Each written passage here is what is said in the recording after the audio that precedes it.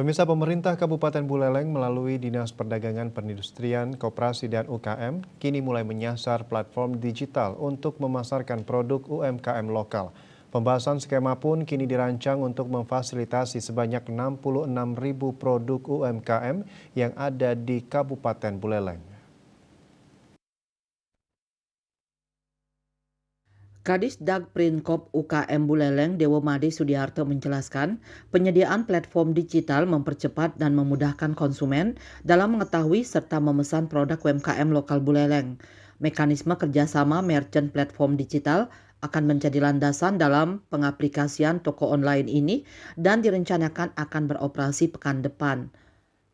Mall KUMKM Buleleng sebagai ruang produk UMKM yang sudah terkurasi akan bekerja sama dengan toko online ini mendorong penjualan produk UMKM Buleleng dengan merangkul berbagai merchant. Nantinya gedung PLUT yang terletak di kawasan Kelurahan Banyu Asri akan berfungsi sebagai agregator pemasaran tanpa biaya pengiriman.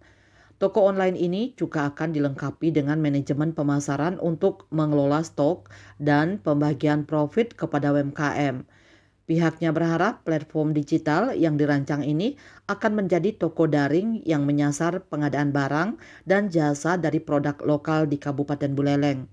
Produk UMKM Buleleng akan diprioritaskan masuk ke dalam e-katalog lokal.